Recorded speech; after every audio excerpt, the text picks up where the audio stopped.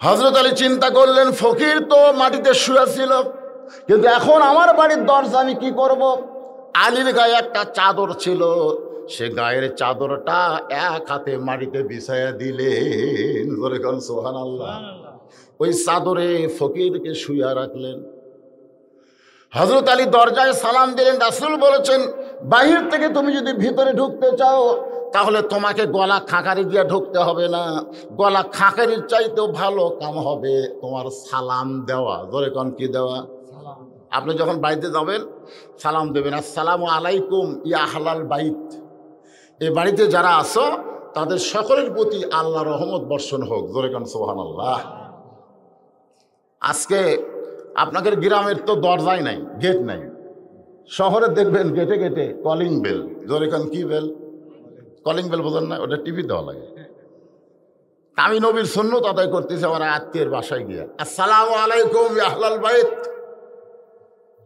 তো বাসার সাইডে পানের দোকানদার মুসকে মুসকে হাসে, ওকে হুজুর আপনি কাক সালাম দেন? আল্লাহ ভাই মুখে ওই থাকে 6 তালা, ওই এটকার সালাম শুনবার হবে। তো বলে কি করা লাগবে? বলে দেখেন 6 নম্বর লেখা আছে, ওটা একটা ঠাসি মারেন।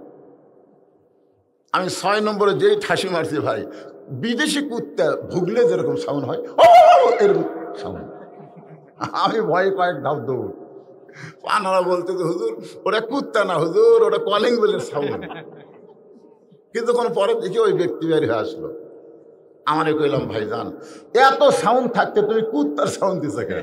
বলে হুজুর ফকিরদের অত্যাচার, এই ফকিররা পর্যন্ত কলিং বেলের চাপ দেয়, ভিক্ষা চায়। আমি বার হয়ে আসলে ভিক্ষা দেন। আমার এক বন্ধু কইছে এমন সাউন্ড তোমাকে সেট করে দিব, ফকির একবার টিপ দিলে জীবন আর দিবে। তো প্রথম ফকির টিপ দিছে, টিপ দিলে কুত্তা ভেউ ভেউ করে উঠছে। ওই সারাদিন যা ভিক্ষা করছিল সব ফাইলে দিয়ে মারছে তো। আর সমস্ত ফকিরকে বলেছে হাত ওই বাড়ির দরজা দিলে 6 নম্বরে যার চাপ দিস না, 6 নম্বরে একটা কুত্তা আছে। আমি বললাম ফকির ঠিকই কইছে রে, 6 নম্বরে আসলে একটা কুত্তা আছে। আমার হুজুর সেই কুত্তাকে, সেই কুত্তাই তো তুমি খাও খাও করে বার হয়ে আসলে। আল্লাহ কোরআনে বলেছে ফকিরদেরকে ফিরাস না, আর ফকিরকে ফেরানোর জন্য তুই কুত্তার সাউন্ড লাগাইছিস। সালাম সালাম। হযরত আলী দরজায় যখনই সালাম দিলেন, সালাম শোনার সঙ্গে সঙ্গে বাড়ির মধ্যে ছিল ফাতেমা অন্দরমহলে। জোরে কোন কোথায়? প্রত্যেকটা বাড়িতে একটা অন্দরমহল থাকা দরকার। আমি বক্তা আসলাম, আমাকে নিয়ে গেলেন ভিতরে। আমি পেশাব করে বার হব, দেখি 2 মেয়ে মানুষ বারান্দাত খাড়া হয়ে আছে। কি অন্তত মানুষ তো আলিম দেখলেও একটা। আমাকে এক ছেলের বিয়াতে বরযাত্রী করছে, ছেলের বাপ এখন মোবাইল করে বলতেছে এই বদরুল রশিদ কিন্তু আমার সাথে আছে, তোমার একটু পর্দার ব্যবস্থা করো। আমি যাই দেখলাম বিয়ার অনুষ্ঠানে পর্দা, একটা মেয়ে মানুষও নাই, চারিদিকে পর্দা। আমি কইলাম আলহামদুলিল্লাহ রে, তুমি তোমার ছেলেকে ভালো জায়গায় বিয়ে করাচ্ছ যেখানে পর্দা আছে। সাইড থেকে একজন বলতে হুজুর আপনার জন্য। আমি বললাম আমার জন্য কেন? বলে আপনি জানেন না, আপনার গোপনে মোবাইলে সতর্ক করে দিয়েছে। তখন আমি বললাম আলহামদুলিল্লাহ, তাহলে মরদ আমি একটাই, আর তোমরা হলে হিজড়া। পুরুষ মানুষের জন্য পর্দা করতেই হবে, নারীদেরকে জোরে কোন কথা ঠিক কিনা? কথা ঠিক কিনা? আল্লাহ কোরআনে বলেছেন অকরনা ফি বুয়ুতিকুন্না ওয়ালা তাবাররাজনা তাবাররুজাল জাহিলিয়াতিল উলা। অন্দরমহলে ছিল ফাতেমা, স্বামীর সালাম শুনে অন্দরমহল থেকে বের হয়ে আসতে চায়, এসে দরজা খুলবে, কিন্তু কিছু দূর আসার পরে ফাতেমা ঘুরমি দিয়ে পড়ে যায়। যেই মাত্র পড়ে গেছে হযরত আলী দরজা থেকে চমকে উঠছে। ফাতেমা পড়ে গেছে বাড়ির ভিতরে, আর দরজা থেকে হযরত আলী চমকে ওঠার কারণ কি? চমকে ওঠার কারণ হলো ইত্তাকু, শোনেন কথাগুলো মনোযোগ দিয়ে শুনবেন। ইত্তাকু ফিরাসাতাল মুমিনিনা ফাইন্নাহু ইয়ানজুরু বিনুরিল্লাহ। সাইদ হুজুর জেলে বন্দী হওয়ার আগে একটা ভাষণ দিছিল, জোরে কোন ঠিক কিনা? সে ভাষণটা আপনারা শুনছেন? সামনে অমাবস্যা, ঘোর অন্ধকার আমাদের সামনে চলে আসতেছে।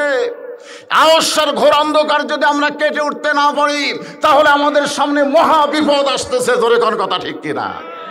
আপনারা বলেন তো ওনার প্রত্যেকটা কথায় অক্ষরে অক্ষরে হচ্ছে কেন? ওই কি দেখছেন? এই হাদিস, এই হাদিস, ইত্তাকু ফিরাসাতাল মুমিনিনা ফাইন্নাহু ইয়ানজুরু বিনূরিল্লাহ। তুমি যদি মুত্তাকি হও, আল্লাহ তোমাকে এমন একটা নজর দিবে যে নজরে সূর্যের আলো, চন্দ্রের আলো, এই লাইটের আলো লাগবে না। আল্লাহ নূরের মাধ্যমে আল্লাহ তোমাকে দেখায় দিবে। জোরে কান সুবহানাল্লাহ। ওসমান গনি কবরের পাশে দিয়ে যাইতেই কানতে কানতে বেহুশ হয়ে যেতেন, আর অট্টালিকা বাড়ি দেখলে মুচকি মুচকি হাসতেন। সবাই বলতো আপনি কবরের পাশে দিয়ে গেলে কানতে কানতে বেহুশ হয়ে যান কেন? বলে আমার নজর কবরের দিকে যায়, আর বাড়ির দিকে আমার কোনো নজর যায় না, কারণ এই বাড়িগুলো অস্থায়ী আর কবর হলো স্থায়ী। ওখানে কমপক্ষে 50,000 বছর আমাকে থাকা লাগবে। ধরে কোন কথা ঠিক? আর এই দেখতেছে কয় তালা রে, এটা কয় তালা রে? মিশে মায়াই বন্দি থাইকা করলাম কত খেলা, পশ্চিমে তাকিয়া দেখো তোমার ডুইবা গেছে বেলা। এক পলকের নেই ভরসা, মিশে সকল আশা, কখন বুঝি দারুণ ঝড়ে ভাঙবে তোমার বাসা। মা ফাতেমা ঘুরমি খেয়ে পড়ে গেছে, হযরত আলী দরজা থেকে চমকে উঠছে। কারণ কি? আল্লাহ তাকে একটা নজর দিয়েছে। হযরত আলী নিজেই দরজা খুললেন।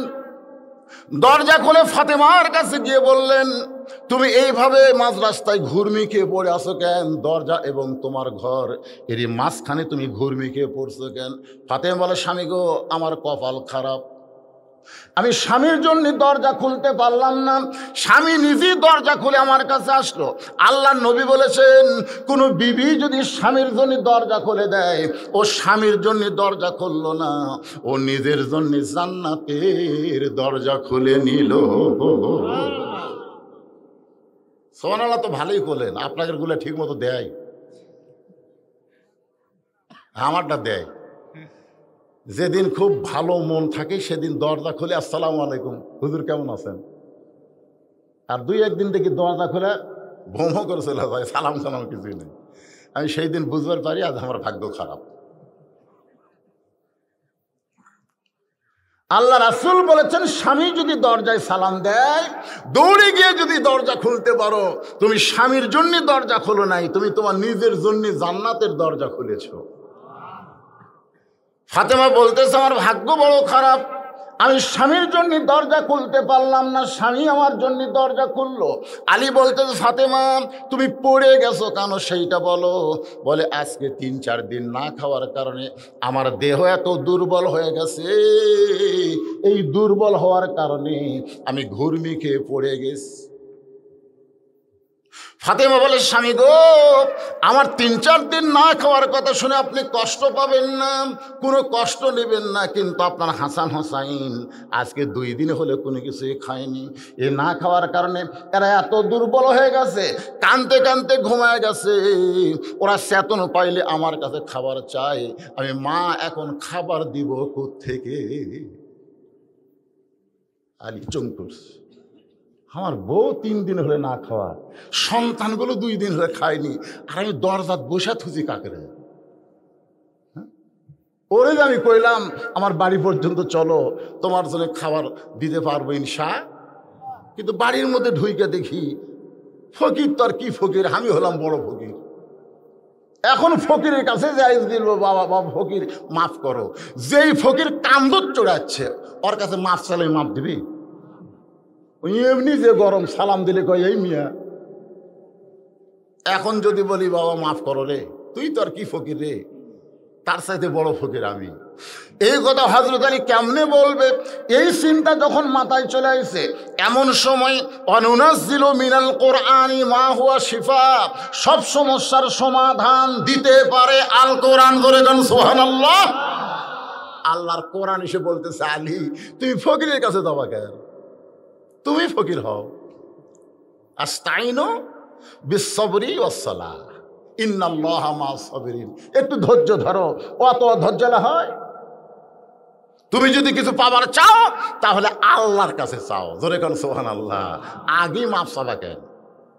যেখানে ফাতেমা ঘুরনিকে পড়ে আছে ওই তারই পাশে যায় নামাজ বিছায়া হযরত আলী 2 রাকাত সালাতুল হাজত নামাজ পড়ে আল্লাহর কাছে বলতেছে, আল্লাহ আমার বিবি 3 দিনের না খাওয়া, আমার সন্তান 2টা 2 দিনের না খাওয়া, অথচ রাস্তার ফকিরকে কান্দে করে আমার দরজা পর্যন্ত নিয়ে এসে শুয়ে রাখছি। এখন যদি দরজা দিয়ে আমি বলি ফকির মাফ করো, তাহলে ফকির খুব রাগী, ফকির আমাকে গালমন্দ করবে। তুমি কি চাও আমি গালমন্দ খাই? বরং তোমার কাছে আমি ফকির হয়ে হাত পাইছি, আল্লাহ তুমি আমাকে ভিক্ষা দাও, তুমি যেই ভিক্ষা দিবে আমি ফকিরের কাছে দিয়ে দিব। সুবহানাল্লাহ বলেন। আলীর বউ না খেয়ে আছে না নাই? হাসান সন্তান না খেয়ে আছে না নাই? কিন্তু বইয়ের কথা সন্তানের কথা না বলে ডাইরেক্ট তিনি কার কথা বললেন? আল্লাহ তুমি আমার একটু ভিক্ষা দাও, যে ভিক্ষা পাই আমি ফকিরের কাছে সম্মান পাই। অনেকক্ষণ পর্যন্ত হযরত আলী কান্নাকাটি করতেছে, কিন্তু আল্লাহর পক্ষ থেকে কোনো ভিক্ষা কোনো সাহায্য আসতেছে না। ফিলিস্তিনের এক বোন একটা চিঠি লিখছে আমাদের কাছে, আপনারা দেখছেন? ফিলিস্তিনের এক বোন, পৃথিবী মাত্র 90 লক্ষ ইহুদি, গোটা পৃথিবী মাত্র 90 লক্ষ ইহুদি। কত লক্ষ? আর গোটা পৃথিবীতে মুসলমান হলো 230 কোটি। আজকে 90 লক্ষ ইহুদি ফিলিস্তিনের হাজার হাজার মুসলমানকে হত্যা করতেছে। পারলাম না, করলাম না। খালি মুসলমান যদি যায় একত্রে পেশাব করে দিত, ফিলিস্তিনরা মুতে ভাসা যেত। তোর কথা কর না কেন? এই জন্য আল্লাহ কি বলেছেন, ওয়াতাসিমু বিহাবলিল্লাহি জামিআ ওয়ালা তাফাররাকু। আরব বিশ্ব পর্যন্ত জোরালো ভূমিকা রাখতেছে না। ইরান খালি কয় মারমু মারমু মারমু মারমু, কেন মারবো কতদিন রে? মারিয়া সাফা করে দেওয়া হবে। কারণ ইহুদির বাচ্চাকে আরব বিশ্ব জাগির হিসাবে জায়গা দিয়েছিল। জোরে কোন কথা ঠিক কিনা? জাগির বোঝেন না? যেরকম আমরা আরাকানের মুসলমান ওই রোহিঙ্গাদেরকে জায়গা দিছি, যে তোরকে দেশত মারতেছে, আয় আয় আয়। যখন হিটলার বাহিনী ইহুদিকে হত্যা করা শুরু করলো, তখন এই ইহুদি করে জায়গা দিয়েছিল মুসলমান, এটি থাক, যেটা আমরা জায়গা দিয়েছি রোহিঙ্গা করো। এখন রোহিঙ্গা যদি এখনো আমরা জাগির লিছি, আর ওরা যদি আমাকে উপরই বোম ফুটায়। ইহুদির বোন লেগে, ফিলিস্তিনের একজন বোন লেগেছে, মুসলমান ইচ্ছা করলে পেশাব করে দিলে ইহুদিরা ভাষা দেবে। অথচ মুসলমানের ওয়াতাসিমু বিহাবলিল্লাহি জামিআ ওয়ালা তাফাররাকু, আল্লাহ বলেছেন একতাবদ্ধ হও, বিচ্ছিন্ন হও না। সমস্ত মুসলমান যদি এক বাক্যে বলে ইসরায়েলকে ধরো, সঙ্গে সঙ্গে ওরা পালানোর জায়গা খুঁজে পাবে না। জোরে কর কথা ঠিক কিনা? ওদের সাথে আছে বোমা, আর মুসলমানের সাথে আছে আল্লাহ। মুসলমানের সাথে কি আছে? আল্লাহ আছে। আল্লাহ ইচ্ছা করলে আগুনের চুলাকে শান্তির বাগান ইব্রাহিমের জন্য বানাবার পারে, পারে কি পারে না? আল্লাহ ইচ্ছা করলে মুসা নবীর জন্য সাগর রাস্তা বানাই দিবার পারে। আল্লাহ ইচ্ছা করলে অ্যাটম বোমকেও মিষ্টি বাঙ্গি তরমুজ বানাবার পারবে। জোরে কোন কথা ঠিক কিনা? আল্লাহ ইচ্ছা করলে। কিন্তু ইব্রাহিম নবী তো বলেন, ওরে বাবারে নমরুদের আগুন রে। ইব্রাহিম কয় ঝাঁপ মারমু যা থাকে কপালে। মুসা কয় সাগরের মধ্যে নামবো যা থাকে কপালে। আল্লাহ কয় কপাল ভালো, নামে দেখ। সুবহানাল্লাহ কন না কেন? এখন আপনারা কি বুঝতেছেন? আমাদের ইহুদিদেরকে শেষ করার জন্য আমাদের সামনে খালি একটা ধাপ ফালান। দেখেন কিভাবে নাসরুম মিনাল্লাহি ওয়া ফাতহুন করিব ওয়া বাশশিরিল মুমিনিন। সুবহানাল্লাহ বলেন। তো চায়া দেখতে কাম হচ্ছে না। অনেকক্ষণ কান্দাকাটি করলো নামাজ পড়ার পরে, না। এমন সময় হযরত আলী বলতেছেন, আল্লাহ তুমি কোরআনে বলেছ আম্মা সাইলা ফালা তানহার, সাইলকারীর সঙ্গে খারাপ ব্যবহার করো না। এই কথা তুমি কোরআনে বলেছ, আর তোমার কথা বিশ্বাস করে আমি ফকিরকে কান্দে করে দরজা পর্যন্ত নিয়ে আইছি। সুবহানাল্লাহ। আল্লাহ তুমি বলেছ ফকিরের সঙ্গে খারাপ ব্যবহার করো না, আর আমি ফকির হইয়া তোমার কাছে ভিক্ষা চাই। তুমি যদি আমাকে ভিক্ষা না দাও, তাহলে বোঝা গেল তোমার ওয়াজ ভালো কিন্তু আমল নাই। আবার তুমি বলেছ লিমা তাকুলু মা লা তাফালুন, যে বলে একটা করে একটা, উনি হলো ভালো না। আমি ওয়াজ করি ভালো, কিন্তু আমার আমল খারাপ। আমি কি মুনাফিক? জোরে কেন আমি কি? কথা কন না কেন আমি কি? তুমি ফকিরকে ভিক্ষা দিবার কইছো, আর আমি এখন বাড়ির মধ্যে ঢুকে দেখি আমার চাইতে বড় ফকির কেউ নাই, আর আমি ভিক্ষা চাচ্ছি, তুমি আমার দিচ্ছ না। তার মানে কি? তুমি ভালোই ওয়াজ করছো কোরআনে, কিন্তু তোমারই আমল নাই। বলতেছে কাক? আল্লাহরে তুলছে বেকায়দায়। সুবহানাল্লাহ। সঙ্গে সঙ্গে আল্লাহ তাআলা জান্নাত থেকে এক টোপলা খাবার হযরত আলীর দুই হাতের মধ্যে দিয়া দিয়েছে। জোরে গান সুবহানাল্লাহ। দেয় না বলে? দেয় না বলে? মা যখন বলতেছে আমার দুইটা সন্তান বেশি আছে, আর আল্লাহর বাইতুল মুকাদ্দাস ইহুদিরা নাফাক করতেছে, এই দুইটা সন্তানকে চাই না, আল্লাহর মুকাদ্দাস চাই, বাইতুল মুকাদ্দাস চাই। আল্লাহ ওই মায়ের দোয়া কবুল করে ইহুদিদের কলিজার মধ্যে ভয় ঢুকে গেছে। জোরে কোন সুবহানাল্লাহ। সেই দিনে 33 জন ইহুদি মারা গেছে। সেই দিনই একটা মা তার দুটা সন্তানকে পাথর দিয়ে দিছে, যা একটা 8 বছর, একটা 9 বছর। মার! সন্তান দুইটা তো ছোট, কিছু বোঝে না, মারছে ইহুদি। ওই ইসরায়েলের সৈন্যদের ওদেরকে তো লাগেইনি, পাথর অন্য দিক চলে গেছে। ওদের মধ্যে কোনো মানবতা নাই। আপনারা পেপার পড়ে দেখবেন ওই ইসরায়েলের ইহুদিরা শিশু বাচ্চাদেরকে বেশি মারতেছে। ধরে কোন কথা ঠিক কিনা? কি জন্যে? কারণ একজন মা বলেছে পৃথিবীর মুসলমানেরা মায়েরা সন্তান জন্ম দেয়, আর ফিলিস্তিনের মায়েরা একটা মুজাহিদের জন্ম দেয়। ধরে কোন সুবহানাল্লাহ। মানে যেটাই জন্ম নেয় সেটাই হলো একটা মুজাহিদ। আর আমাদের গুলা খেলে কান দিয়ে মোবাইল চালু করে দেওয়া লাগে। ভাত খিলানোর সময় মোবাইলের খেলা দেখায়, আর পক পক করে ভাত খিলে। এরা মুজাহিদ হবে, এরা যে কি মাল হবে আল্লাহ ভালো জানে। একটু মনোযোগ দিয়ে শুনবেন, হযরত আলীর হাতে জান্নাতের খাবার। সুবহানাল্লাহ কোন? এখন জান্নাতের খাবার যদি কারো হাতে চলে আসে, আশেপাশে তার সুগন্ধ, আপনার বাড়ির পাশে কি যদি গোস্ত পাক করে, বাড়ি ভিন্ন কিন্তু যতই উঁচু করে প্রাচীর দেন, ওই গোস্ত পাকের একটা গন্ধ আপনাদের নাকে আসে কি আসে না? আর ইলিশের পাক করলে আগে তো এক পাড়া পাক করলে আর এক পাড়া যেত। তো এখন গরিবের ঘরে সুগন্ধ যাচ্ছে গোস্তের, কিন্তু কিনবারই পারে না। আল্লাহ রাসূল বলেছেন যতদূর পর্যন্ত তোমার পাকের সুগন্ধ যাবে, ততদূর পর্যন্ত গরিব থাকলে তাদের বাড়িতে যদি একটু একটু করে খাবার পাঠাও, আল্লাহ তোমাকে ওসমান গনির সঙ্গে জান্নাত দিয়ে দিবে। জোরে কান সুবহানাল্লাহ। আমরা কেউ পাঠাই? বরং ধনির ছেলে কমলা খায়া চোঁচা ফেলে দিছে, কমলা খায়া চোঁচা ফেলে দিছে। ওই চোঁচা নিয়ে গরিবের ছেলে বাপের কাছে যায়, বলতেছে আব্বু আমিও খাবো। বাপ কয় আমার চাউল কেনার পয়সা নাই, আর তুই কমলা খাবো? মারছে চর। আল্লাহ কয় এই ধনী, তোর সন্তান কমলা খাইলো, আর গরিবের সন্তান তোর সন্তানের বেয়াদবির কারণে চর খাইলো।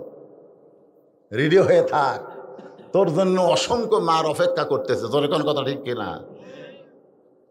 আল্লাহর বান্দারে একটু মনোযোগ দিয়ে শুনবেন, হযরত আলীর হাতে জান্নাতের খাবার হাসান হোসেন নাকের মধ্যে ঢুইকে গেছে।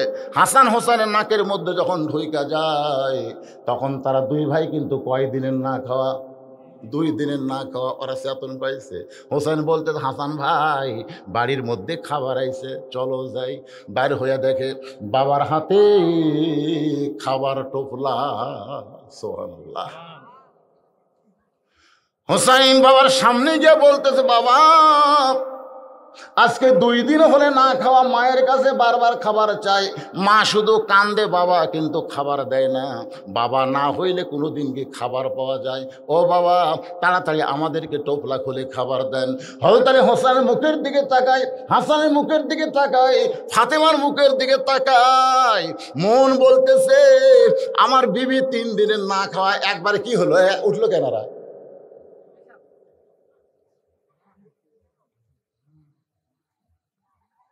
না কিছু ওখানে হয়েছে নাকি? হিস্যু দিবে একবার এতগুলা? এখানে এইভাবে পানি পড়লে কিসের পানি এটা? ও লিওর। ভাইজান একটু মনোযোগ দিয়ে শুনবেন, সামনে হোসাইন, সাইডে হাসান, আর বিবি তার পড়ে আছে। 3 দিনের না খাওয়া বিবি ফাতেমা হাসান হোসেন কয়দিন হলে খায়নি, আর দরজাত বসে আছে ফকির। এমন একটা পরীক্ষা চলতেছে। আল্লাহর বান্দারা খেয়াল করেন, হযরত আলী এখন কি করবে? ওই টোপলার দিকে তাকায় আর সন্তান দুইটার মুখের দিকে তাকায়। এমন সময় আল্লাহর কোরআন সামনে এসে বলতেছে, ইন্নামা আমওয়ালুকুম ওয়া আওলাদুকুম ফিতনা। আলী রে, সম্পদ আর সন্তান হলো বিপদের কারণ। তোরা হাতের খাবার টোপলার দিকে তাকায়া, সন্তানের মুখের দিকে তাকায়া দরজার ফকিরকে ভুলে যাস না। সুবহানাল্লাহ।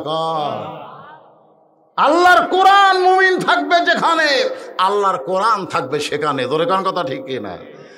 সন্তানের মুখের দিকে তাকায়া দরজার ফকিরকে ভুলে যাস না। এখন আপনাদের কাছে আমি জানতে চাই, হযরত আলীর কাছে কোরআন বড় না সন্তান বড়?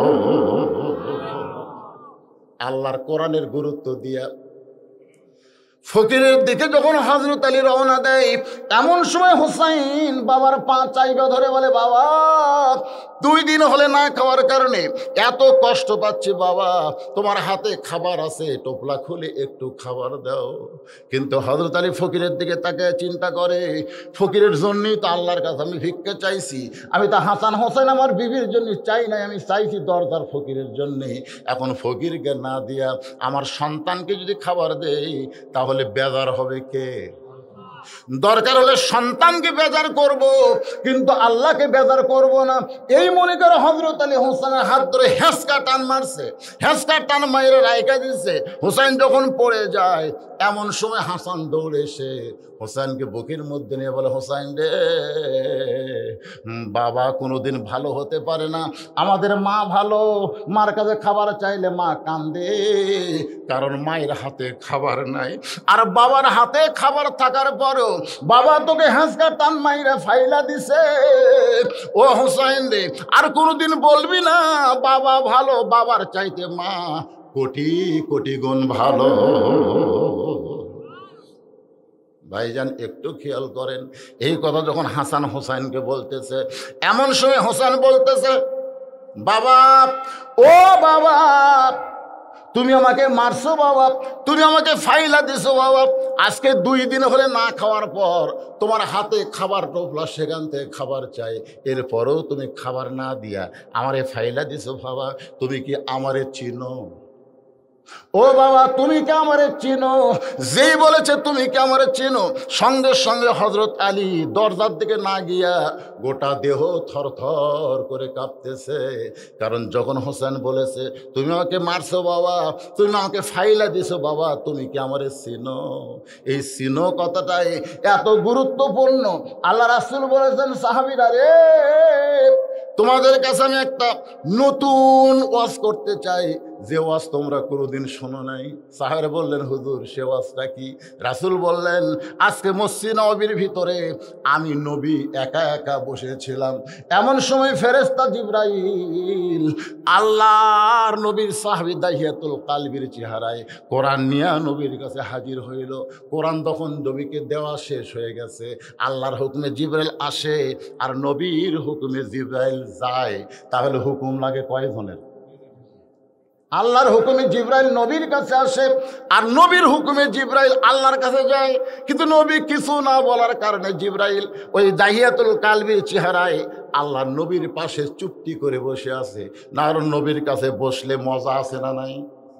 আমার নবী কি শুধু মানুষের জন্য নাকি?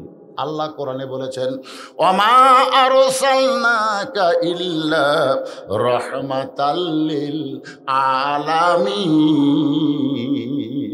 আলামিন মানে কি? আলামিন মানে খালি দুনিয়া, আলামিন মানে শুধু দুনিয়া। আলহামদুলিল্লাহি রাব্বিল আলামিন, যতটুকু এরিয়ার রব হলেন আল্লাহ, ততটুকু এরিয়ার রহমত হলেন মুহাম্মাদুর রাসূলুল্লাহ সাল্লাল্লাহু আলাইহি সাল্লাম। এখন দাহিয়াতুল কালবির চেহারা জিবরাইল চুপটি করে নবীর কাছে বসে আছে। এমন সময় হোসাইন, না না, আজকে তোমার কাছে যাব না। নবী চুম করছে, আমার কাছে যাবি না, যাবি কার কাছে? আমি মায়ের কাছে খাবার চাইছি, মা বলে খাওয়া নেই। আমি তখন বলছি নানার কাছে যাই, আমার মা বলেছে খবরদার তো নানার কাছে যাস না, তোর নানা কিন্তু ক্ষুধার জ্বালায় পেটে পাথর বাঁধতে আছে। তুমি কি মনে করছো তোমার কাছে যাই আমার কাম হবে? কিন্তু তোমার পাশে যে সাহাবী বসে আছে এই বেটাকে আমি ছাড়বো না। এবারে দৌড়ে এসে ফেরেশতা জিবরাইলকে দাহিয়াতুল কালবি মনে করে কোলের মধ্যে বসেই বলতেছে, নানা সাহাবী মাঝে মধ্যে আসো আর যাও, আজকে আমারে খাবার না দিলে তোমাকে ছাড়বো, খাবার না দিলে তোমাকে ছাড়বো না। এই বলে কোলের মধ্যে বসে বারবার যখন জিবরাইলের কাছে খাবার চায়, জিবরাইল খালি ওসমস ওসমস করতেছে। আল্লাহ রাসূল ইশারা করে বলতেছে, রে জিবরাইল এরকম ওসমস করতেছে কেন? যে তোমার কোলে বসে খাবার চায় তাকে কি তুমি চিনো? জোরে কান সুবহানাল্লাহ। হোসাইনকে তো তার বাবাকে বলেছো, বাবা তুমি আমাকে মারছো, বাবা ফেলে দিয়েছো, বাবা তুমি কি আমারে চিনো? এখানে আল্লাহ নবী বলতেছেন, জিবরাইল যে তোমার কোলে বসে খাবার চায় তুমি কি তাকে চিনো? ফেরেশতা জিবরাইল ইশারা করে বলে, ইয়া রাসূলুল্লাহ এইটা হলো আপনার নাতি হোসাইন, এইটা তো আপনার নাতি হোসাইন, চিনব না কেন? আল্লাহ নবী বলে, জিবরাইল শুধু হোসাইন চিনলে হবে না, এর আরো পরিচয় আছে। জিবরাইল বলে, ইয়া রাসূলুল্লাহ এর কি পরিচয় আমি তো আর জানি না। আল্লাহ নবী বললেন, তাহলে শোনো, একদিন আমি নবী নামাজের সেজদায় ওই হোসাইন যে তোমার কোলে বসেছে ও আমার পিঠে এসে চড়ে বলতে, চল ঘোড়া চল, চল ঘোড়া চল। আমি বিরক্ত হয়ে আমার পিঠ থেকে হোসাইনকে যখন না আবার চাই, এমন সময় আল্লাহ ডাক দিল, হাবিব আমার নামাজের দিকে তাকায়া আমার ভয়ে আপনি হোসাইনকে পিঠ থেকে নামাবেন না। আপনি যেমন হোসাইনকে ভালোবাসেন আমি আল্লাহ তেমন ভালোবাসি। আপনাকে যতক্ষণ ঘোড়া বানাবে ততক্ষণ আপনি সেজদাতে থাকবেন, মাথা তুলবেন না। রাসূল বলে, জিবরাইল আমারে ঘোড়া বানাইলে আল্লাহ আমাকে মাথা তুলতে নিষেধ করে, আর তোমার কোলে বসিতে তুমি ওসমস করো। ওরে বাবা রে, এটা তাহলে কি রে? কিন্তু হোসাইন ধরছে বায়না, খাবার না দিলে তোমাকে কিন্তু আমি ছাড়বো।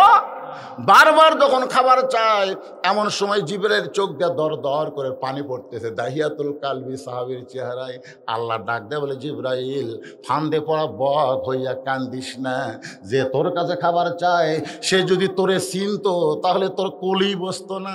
সে নবীর দাহিয়াতুল কালবি সাহাবী মনে করে খাবার চাই। জিবরাইল রে, ওই ছোট্ট হোসেনকে আমি আল্লাহ এত ভালোবাসি, জান্নাতের বাগানের আঙ্গুর তোর পকেট ভরে দিলাম। আল্লাহ তাআলা কুদরতে হাত দিয়া জান্নাতের আঙ্গুর জিবরাইলের পকেট ভরে দেয়। জিবরাইলের পকেট থেকে আঙ্গুর বের করে হোসাইনকে দেয়। হোসাইন আঙ্গুর নিয়ে নবীর কাছে গিয়ে বলে, না না না, নবী আঙ্গুরের দিকে তাকে আছে। হোসাইন বলে, না না কি দেখো, এই বেদব যেন আর কোনোদিন তোমার কাছে না আসে। তুমি ক্ষুধার জ্বালায় পেটে পাথর বান্ধে বসে থাকো, আমি পকেট ভরা আঙ্গুলে বসে থাকে, এর আদব আছে? নবী চমকে উঠছে দুই কারণে। এক নম্বর কারণ হলো হোসাইন জিবরাইলকে বেদব করছে, আর দুই নম্বর কারণ হলো জিবরাইল আঙ্গুর পেল কোথায়? কারণ নবী তো জানে এটা ফেরেশতা, এটা তো মানুষ না। জিবরাইল আঙ্গুর পাইল কোথায়? এখান থেকে বোঝা গেল নবী জানে না, যতক্ষণ পর্যন্ত আল্লাহ না জানায়। কিন্তু আপনার এই নওগাঁর ইসালে সবে গিয়ে দেখবেন একদল ভণ্ডরা বলে নবী গায়েব জানে। জোরে কোন কথা ঠিক কি না? আপনারা বলেন তো, নবী কি গায়েব জানে? গায়েবের মালিককে বলতে সবাই মুখ বন্ধ করে রাখছেন কেন? ফজরের পর আর মাগরিবের পরে সূরা হাসরের শেষের 3 আয়াত পড়লে কি সওয়াব আপনারা জানেন? প্রথম কি আয়াত? আমার সঙ্গে সবাই একটু পড়েন তো। ও আল্লাহুল্লাযী লা ইলাহা ইল্লাহু আলিমুল গায়বি ওয়াশ শাহাদাতি হুয়ার রাহমানুর রহিম। আল্লাহু আকবার, আল্লাহু আকবার। তাহলে গায়েবের মালিক কে? জিবরাইল ইশারা করে বলে, ইয়া রাসূলুল্লাহ আমার পকেটের আঙ্গুর আল্লাহ তাআলা জান্নাত থেকে কুদরতে হাত দিয়ে ভরাইয়া দিছে, আমি সেই আঙ্গুর আপনার নাতি হোসেনকে দিয়ে দিলাম। নবী খালি তাকায় আছে। তাহলে এই আঙ্গুর তো দুনিয়ার কোন আঙ্গুর না রে? এই আঙ্গুর হলো জান্নাতের। আর কার হাতের পরশ? জোরে বলেন না, কার হাতের? আল্লাহর হাত আছে না নাই? তাবারাকাল্লাযী বিয়াদিহিল মুলক, গোটা পৃথিবীর রাজত্ব কর্তৃত্ব মালিকানা কার হাতে? আরে ভাই সবাই জোরে কোন কার হাতে? আল্লাহর হাত আছে না নাই? আল্লাহর মুখ আছে না নাই? আল্লাহর চোখ আছে না নাই? আল্লাহর সব আছে, কিন্তু আমাদের কল্পনার বাইরে। আল্লাহ তাআলা লাইলাতুল মেরাজে আল্লাহর সঙ্গে দেখা করছেন। সুবহানাল্লাহ বলেন। ফেরেশ যে সাহাবের বলল, হুজুর আপনি মেরাজে গিয়া আল্লাহর সাথে কি আপনার দেখা হচ্ছে? রাসূল একটা এরকম হাত ইয়ে করলো, এই দেখো। তো সাহাবের বলল, হুজুর এটা কি? বলে এটা হলো ধনুক, এই পাশে আল্লাহ, এই পাশে আমি। ধরে কর সুবহানাল্লাহ। তাহলে আল্লাহর একটা নিজস্ব আকৃতি আছে না নাই? নিজস্ব আকৃতি না থাকলে রাসূলের সঙ্গে মেরাজ কেমনে হলো? এই জন্য একটু মহব্বত করে কথাগুলো শুনবেন। আল্লাহর নবী আঙ্গুরের দিকে তাকায় আছে। হোসেন বলতেন, না তুমি কি মনে করেছো যে আমি আঙ্গুর পাইছি আমি একলা খাবো? আমি মায়ের কাছে শুনেছি ক্ষুধার জ্বালাই তুমি পাইতে পাথর বান্ধে বসে আছো, ধরো নানা কয়েকটা আঙ্গুর নাও। নবী দুই হাত বাড়ায় দিছে। হোসেন কয়েকটা আঙ্গুর দিয়া এবার বলে, না না, একই মজলিসে আমরা তিনজন থাকবো, দুইজন খাবো একজন খাবে না, এইটা কোনোদিন হতে পারে না। এই বলে হোসাইন নবীর সাহাবী দাইয়াতুল কালবি মনে করে ফেরেশতা জিবরাইল হাতে কয়েকটা আঙ্গুর দিয়ে বলে, নানা গো তুমি আমার মুরব্বী, তোমার সাহাবীও আমার মুরব্বী, তোমরা দুইজন মুরব্বী না খাইলে আমি কিন্তু খাবো না। নবী খাইতে পারে, কিন্তু জিবরাইল খায়নি, খাওয়ার নিয়মও জানে। আপনারা বলেন তো, খাওয়ার একটা নিয়ম আছে না নাই? খাওয়ার নিয়ম কি? আল্লাহুম্মা বারিক লানা ফিমা রাযাকতানা ওয়াকিনা আযাবান্নার, বিসমিল্লাহি বারকাতিল্লাহ। ডান সাইড থেকে ছোট ছোট গাছ, বেশি বেশি চাবান, কম করে খান। খাওয়ার সময় ক্ষুধাকে 3 ভাগ করেন, 1 ভাগ পানি, 1 ভাগ ফাঁকা, আর 1 ভাগ খানা। তাহলে কয় ভাগ?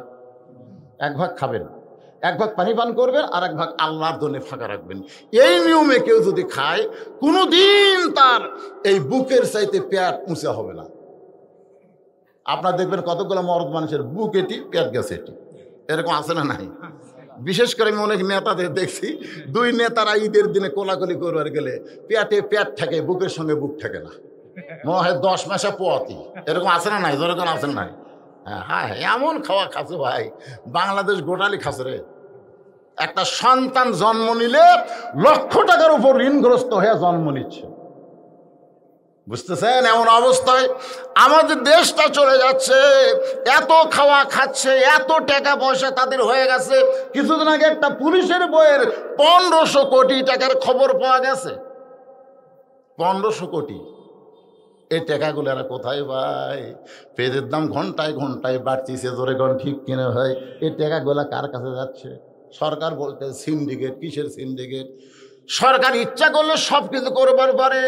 যে মেয়েদেরকে আমরা 40 বছর ওয়াজ দিয়ে মুখ ঢাকাবার পারিনি, এক করোনার দোহাই দিয়া সেই মেয়েরা মুখ ঢাকা শুরু করছে। ধরে কোন কথা ঠিক না? খালি বলছে বাড়ির থেকে বার হলে মুখে মাস্ক পরো। এই রে, মরদ মানুষের চাইতে মেয়ে মানুষ আগেই পড়ে। আল্লাহ আল্লাহ, 40 বছর ওয়াজ দিয়ে যেটা পারিনি, এক সামান্য করোনা দিয়ে সেটা হয়ে গেছে। ধরে কোন কথা ঠিক না? একটা মেয়ের আর মুখ দেখা যায় না। কে মুখ খুলে যদি বার হয়, তার সরকারের পুলিশ ধরবি। এই ভয়, আল্লাহর ভয় না। মুখে যারা মাস্ক পরে এরা আল্লাহর ভয় পড়ছে। হয় সরকারের ভয়, নয় করোনার ভয়, আল্লাহর ভয় নয়। আমার মায়েরা বোনেরা যারা পর্দার অন্তরালে একটু মনোযোগ দিয়ে শোনেন, নবী খাইতে জানে আঙ্গুরগুলো জান্নাতের আল্লাহর কুদরতে হাতের পরশ। মনে খুশি নিয়ে যখন আঙ্গুর খাবার চায়, হোসেন বলে, না না, তুমি কি জামাত মিস করবা? দেখো তোমার সাহাবী আঙ্গুর দেখতেছে, তাহলে তুমি কেমনে খাবা? আগে তোমার সাহাবীকে খাইতে কও। নবী তো জানে ওইটা জিবরাইল সাহাবী না, তাহলে কেমনে খাইতে বলবে? অনেক সময় হয়ে গেলে হোসেন বলে, না না, আমি বুঝবার পারছি তোমার সাহাবী আঙ্গুরগুলো একলাই খাবার চায়, কিন্তু মাঝখানে আমরা 2 জন ভাগ বসাইছি, এর আগে সে আর খাইতেছে না। দরকার নাই না না, তোমার আঙ্গুর তুমি আমাকে দাও, আমি তোমার সাহাবীকে আঙ্গুরগুলো ফিরাই দিব। আল্লাহ ডাক দেয় বলে, জিবরাইল, ওই হোসেনের কারণে আমার নবীর ওসিলায় আমি আজকের আঙ্গুরগুলো তোমাকে খাবার শক্তি দিয়া দিলাম। জোরে কর না সুবহানাল্লাহ। এখানে তো কোনো কালেকশন নাই বাজান। ও আচ্ছা, রুমাল, হ্যাঁ সেটা তো দিবই। ও দুই একজন ওঠা বসা, যারা উঠতেছে না ওরা কোনোদিন তোমাকে টাকা দিবে না। তোমরা মনে করতেছো, শোনো, ধানের বিশাল একটা পালা থাকে, থাকে না? এখন সবগুলাই কি ধান? সবগুলাই ধান? একজন বলতেছে, ভাই এরা সব ধান না রে। না হুজুর ধান। এই পাগলা, তোর বড় ফ্যান নেই? আছে, নিয়ে আয় যা। ফ্যানের বাতাস দিছে, সব সিটা পাতানগুলো উড়ে উড়ে উড়ে উড়ে চলে যাচ্ছে। আপনারা বলেন তো, যারা ফ্যানের বাতাসে উড়ে গেল ওরা কি ধান? এই দুই একটা সিটা পাতান এই মাঝে আছে, এই শালারা মগরেও পড়েনি, সব পড়েনি, এরা পুরো কাফের হয়ে যাচ্ছে ওয়া শুনবেন। এদের কাছে হাসান হুসাইন নবীর গল্প, আল্লাহর কোরআনের কথা ভালো লাগতেছে না, উঠতেছে, কিংবা হয়তো ঠান্ডা লাগতেছে, যে কোনো কারণে হয় না, পেশাব লাগতেছে, এটা দেখে এরা মনে করতেছে চলে যাচ্ছে। ওরা থাকলেও তো দিবে না রে। এখানে এমন আল্লাহর পাগল আছে 10 টাকার জায়গায় 50 টাকা দিবে। তোর এখানে আসে না নাই? কথা কান আসে না নাই? জীবনের শেষ দান মনে করে তারা দান করবে। তোমাকে মনে হয় যখন এরকম হচ্ছে, তাহলে চাদর দাও। আমরা আদায়ের জন্য 5 মিনিট বিরতি দিয়ে আবার পুনরায় আলোচনায় ফিরে আসতেছি। ভাইজান, ফকির কিন্তু দরজাতে আছে, জোরে কোন কথা ঠিক কিনা? আছে না নাই? হ্যাঁ। আর আলী কিন্তু যাচ্ছে, আর হোসেন বলতেছে আমাকে চিনো, এই জায়গা তো অস্ত্র রাইখা আমি আপনাদের কাছে গামছা চাদর দিলাম। এই গামছা চাদর ফাটি কোথায়? এরা রেডি থেকে আমাকে স্লিপ দেওয়া লাগবে। ওই যে রেডি হয়ে গেছে পিছন দিক থেকে, ওই যে পিছন থেকে দাঁড়াইছে, এই বাবা ভিতরে আসা। জানেন, ছোট্ট একটা পাড়া, যার রাস্তা নাই, ঘাট নাই, বড় কষ্ট করে মদিনার ফুলেরা এই জান্নাতের বাগান লাগাইছে। ওরা একটু সহযোগিতা কামনায় আপনাদের কাছে ওই গামছাটা নিয়ে যাচ্ছে। আপনারা একটু সবাই আল্লাহর হস্তে যা পারবেন আল্লাহর হস্তে দিবেন। একজনও উঠবেন না ভাই, ওটার দরকার নেই, আপনাদের কাছে এরাই গেছে। এখানে আসার পরে আমি দেখলাম একটা 1000 টাকা রেখে দিয়েছে। এই যে 1000 টাকা মোফাজ্জল হোসেন সভাপতি, 5 নম্বর নওগাঁ ইউনিয়ন আওয়ামী লীগ, উনি নগদে 1000 টাকা দান করছে। এখানে অনেকেরই নাম আছে, খালি একজন মনে হয় দিছে। এরকম যদি কোনো অতিথি থাকেন তাহলে আপনারা এখানে দিতে পারবেন। যদি কেউ মনে করে হুজুর 10 টাকা 20 টাকা গামছা দেবো না, এই মদিনার ফুলকে আমরা 500 টাকা দেব, তাহলে এই 5 মিনিটের মধ্যেই তেজে এসে আপনি দিতে পারবেন।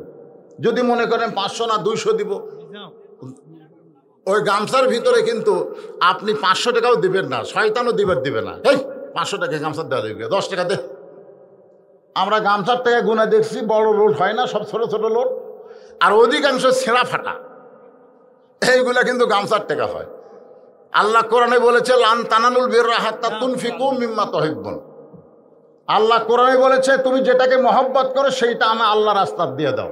আপনার কাছে যদি 500 টাকার লোড থাকে, 200 টাকার লোড থাকে, 100 টাকার লোড থাকে, আপনি 3টা লোটের মধ্যে কোনটা বেশি মহব্বত করেন সেটা আল্লাহ দেন, আল্লাহ তার বিনিময়ে আপনাকে জান্নাত দিয়ে দিবে। ভাইজান, এই যে সামনে এরা বড় কষ্ট করে বসে আছে, এই মাঝখানে যে ফাঁকা জায়গা হয়েছে, আপনি একটু সামনে আসেন তো, যারা গেছে চলে গেছে, আসেন, মন উজাড় করে কথাগুলো শুনবেন, সামনে দিকে চলে আসেন, আল্লাহ রাস্তা আসেন, মাহফিলের সৌন্দর্য হবে। এই ফাঁকা জায়গাগুলো পুরো করে বসেন, 2 জায়গা আপনার জান্নাতের সাক্ষী হবে। এই কষ্টের মধ্যে ভিজা জায়গা আপনি 2 জায়গায় গরম করতেছেন, আল্লাহ তাআলা আপনাকে জান্নাতে এরকম 2টা সাক্ষী করার জন্য জান্নাতে 2টা জায়গা দিয়ে দিবেন। আসেন, সামনে আসেন, জিকির করেন আর সামনে চলে আসেন। লা ইলাহা ইল্লাল্লাহ, লা ইলাহা ইল্লাল্লাহ। আমার মায়েদের মধ্যেও যাবে, মায়েরা দান করবেন। আবার দেখবেন আপনাদের আদায়কারী বাদ দিয়া অন্য কোনো আদায়কারী যেন মায়েদের মধ্যে না যায়, কারণ বর্তমান গাঁজাখোর, ইয়াবাখোর, নিশাখোর কম না বেশি? মাহফিল কমিটির লোকেরা যায়, দেখে মেয়েদের মধ্যে আদায় শেষ। কে রে, আমাদের কেউ আসলো না, আদায় করে নিয়ে গেল কে? এরকম নিশাখোর আছে না নাই? তো মেয়েদের মধ্যে আপনারা খেয়াল করবেন, কেউ যেন বাহিরের লোক আদায় করে বিদায় না নেয়, বরং আপনারাই নিজস্ব লোক গিয়া আমার মা বোনদের কাছে যাবেন। মায়েরা, হাসান হুসাইন থেকে আপনাদেরকে ওয়াজ শোনাইতেছি। মা, আল্লাহ নবী বললেন, সাহাবীরা রে, আমার হোসেনকে তোমরা চিনো। এই চিনো কথার উপরে কথা বলতে গিয়া আল্লাহ নবী একদিন সাহাবীদের নিয়ে আলোচনা করতেছে, হাজার হাজার সাহাবী নবীর ওয়াজ শুনতেছে। এমন সময় কোত্থেকে হোসাইন দৌড়ে এসে বলে, ও নানা, সারাদিন শুধু সাহাবী নিয়ে আলোচনা করবে, সারাদিন শুধু সাহাবীদের নিয়ে কথা বলবে, আমি হোসেনকে সময় কখন দিবা? আবু বকর রাদিয়াল্লাহু হুযায়ফা ইয়ামিনকে বলতেছে, রে হুযায়ফা, এখন যদি হোসাইন নবীর কাছে আসে তাহলে কিন্তু নবীর মুখ থেকে এই নিয়ামতপূর্ণ আলোচনা শোনা থেকে আমরা বঞ্চিত হয়ে যাব। যারে হোজাইফা যা হোসাইনকে আটকায় দে। নবীর সাহাবী হোজাইফা দৌড়েছে, হোসাইনকে যখন আটকায় দেয়, হোসাইন হোজাইফার কোল থেকে চিল্লায় বলে, রে নানার সাহাবী, আমার নবীরে চিনো বলে, নানারে চিনো বলে, নানার তোমরা দাম দাও, কিন্তু আমি হোসাইনকে চিনো না বলে আমাকে তোমরা আটকায় দাও। আজকে শুনে নাও, ওই নানার চাইতে আমি হোসাইন কোনো অংশে ছোট না। ধরে কর না সুবহানাল্লাহ। আপনাকে সুবহানাল্লাহ বলতে মন চাচ্ছে না, কারণ এই আদায় করার যেমন হয় মাহফিল ভাঙ্গা গেল, আসলে ভাঙলো না। আপনারা আসেন, সামনের দিকে আসেন। কি হলো, 2-4 জন গেলে কি হবে? উহুদের যুদ্ধে 1000 জন নবীর সাহাবী, মাঝখানে 300 জন ফেরত আইছিল। জোরে কোন কথা ঠিক কিনা? তো সবাই কি সমান? তাই আসেন, সামনের দিকে আসেন। ওই যে মোটা মোটা খেড় আছে, ওই খেড়ের মধ্যে গিয়ে এসে বসেন। আল্লাহর রাস্তায় সামনের দিকে আসেন, পিছনে ফাঁকা হয়ে যাক, সামনে চলে আসেন। আল্লাহ তোমরা মুরব্বী কিছু দান করেছে, আল্লাহ দানকে কবুল করেন। সকলে বলে আমিন। একটু জিকির আসেন না কেন, সামনের দিকে চলে আসেন ভাই, আসেন সবাই সামনে চলে আসেন আর জিকির করেন লা ইলাহা ইল্লাল্লাহ, লা ইলাহা ইল্লাল্লাহ, লা ইলাহা, লা ইলাহা ইল্লাল্লাহ মুহাম্মাদুর রাসূলুল্লাহ সাল্লাল্লাহু আলাইহি ওয়াসাল্লাম। আজকে এখানে যে আলোচনা হচ্ছে, আলোচনা যে এইরকম, এর নষ্টের মূল কারণ হচ্ছে এই ভাই, মূল কারণ কি আমাকে আসার পরেই বলতে, হুজুর এই আলোচনা করা লাগবে। আমরা মোবাইলে শুনছি, সরাসরি শুনবো, কিন্তু এই আলোচনা আপনাদের এমন কোনো মানুষ নাই যে শোনেনি। ধরে কোন কথা ঠিক কিনা? এই শোনা ওয়াজটা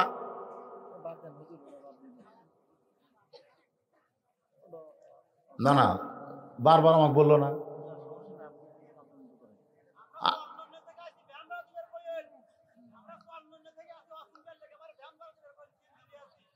আরে ওয়াজ তো হচ্ছেই তো, ওয়াজের কোনো পুরাতন আছে তাই? সূরা ফাতিহা আপনি জীবনে কয়বার পড়ছেন? কয়বার পড়ছেন? আপনি যদি বলেন যে একই ফাতিহা আর পড়বো না রে, পড়তে পড়তে পুরান লাগতেছে। হাসান হোসেন কোনোদিন পুরান হবে? সাইদুস শাবাবে আহলের জান্নাহ, রাসূল বলেছে জান্নাতি যুবকদের সর্দার হলো 2 জন, একটা হলো হাসান আর হোসাইন। হযরত বেলাল ইবনে রেবা দাঁড়িয়ে বললেন, ইয়া রাসূলুল্লাহ, যুবকদের সর্দার যদি হাসান হোসেন হয় তাহলে বুড়াকে সর্দার কে? এ বুড়া আমরা যে বুড়া আছি এরকে সর্দার কে হবে? আল্লাহ রাসূল বললেন, বেলাল তোমার কি মনে হয়? বেলাল বলতেছে, হুজুর আমার মনে হয় আবু বকর হবে। আল্লাহ রাসূল বলে, তাই নাকি? বলে তাহলে হয়তো উমর হবে। রাসূল বলে, তাই নাকি? বেলাল বলে, তাহলে হয়তো ওসমান হবে। মানে যখনই তাই নাকি কয় তখন একটা করে নাম পাল্টায়। আল্লাহ রাসূল বলে, বেলাল জান্নাতে যখন কেউ যাবে তখন কেউ বুড়া থাকবে না, সবাই যুবক হয়ে যাবে, আর সমস্ত জান্নাতীদের সর্দার হবে পুরুষ মানুষের আমার হাসান আর হুসাইন। জোরে কোন সুবহানাল্লাহ। এমনকি রাসূল বলেছে আমারও সর্দার হবে, আমারও সর্দার। তা আপনি কি মনে করতেছেন? একবার শুনছেন থেকে আর শোনা যাবে না? ভ্যান ভাড়া দেওয়া লাগবে? আগলা না, ওয়াজ তো ইচ্ছা মতো পাল্টান যায় না। একটা ওয়াজের মুড আছে না নাই? দরজাত ফকির বসে আছে না নাই? ভাইজান একটু গুরুত্ব দিয়ে শোনেন। অনুনাজ্জিলু মিনাল কোরআনি মা হুয়া শিফা, এই কোরআন ছাড়া আমাদের কোনো গতি নাই। আলী যেদিকে যাচ্ছে সামনে কে দাঁড়াচ্ছে? কথা বলেন না কেন? নিজের বউ পড়ে আছে, সন্তান না খেয়ে আছে, সেইগুলা বাদ দেয়া কিসের জন্য যাচ্ছে দরজা? কোরআনের জন্য। সেই কোরআনের গুরুত্ব বাংলাদেশে আছে। এই যে আমরা কোরআনের ওয়াজ শুনতেছি, কিন্তু কোরআন মোতাবেক আমরা চলতে পারতেছি না, চলার চেষ্টাও করতেছি না। যারা কোরআনের হক কথা বলতেছে তাদেরকে আমরা বেড়েও রাখতেছি না। জোরে কোন কথা ঠিক কিনা? এই তো আমাদের অবস্থা হয়ে গেছে। আপনারা একটু সামনের দিকে আসেন, আলোচনা হবে ইনশাল্লাহ। আসেন, গেছে যারা গেছে, অসুবিধা নেই। হ্যাঁ, সব সামনের দিকে আসেন, সবাই এই ফাঁকা জায়গাগুলো পুরো করে বসেন, জায়গা পরিবর্তন করেন, দেখেন ভিতরের ক্লান্তিও আল্লাহ দূর করে দিবে। আপনি ওঠেন, সামনে এসে বসেন। 1 বছরে আর কোনো বেদি ব্যারামও আপনার কাছে আসবে না। ওই ঝাঁকি দিয়ে উঠলেন আর শ্বাস করে বসলেন, ব্যারামগুলো সব ফ্রাট করে চলে গেল। কারণ এটা জান্নাতের বাগান ভাইজান, ইয়ার কি বাড়ার জায়গা না। এই জন্য জায়গা বদল করেন তো, একটু লড়াচড়া করেন, ভিতরে ক্লান্তি আল্লাহ দূর করে দেবে। আসেন বসেন, সামনে বসেন, জায়গা একটা ভালো দেখে বসেন, আসেন জিকির করেন আর সামনে আসেন। লা ইলাহা ইল্লাল্লাহ, লা ইলাহা ইল্লাল্লাহ, লা ইলাহা ইল্লাল্লাহ, লা ইলাহা ইল্লাল্লাহ মুহাম্মাদুর রাসূলুল্লাহ সাল্লাল্লাহু আলাইহি সাল্লাম। এমন সময় হযরত আলী আল্লাহ নবীর সামনেই বসেছিল। সেখান থেকে এসে হুযায়ফাতুল ইয়ামানের কোল থেকে হোসাইনকে কায়দা নিয়ে মুখে একটা ঠাসি মারছে।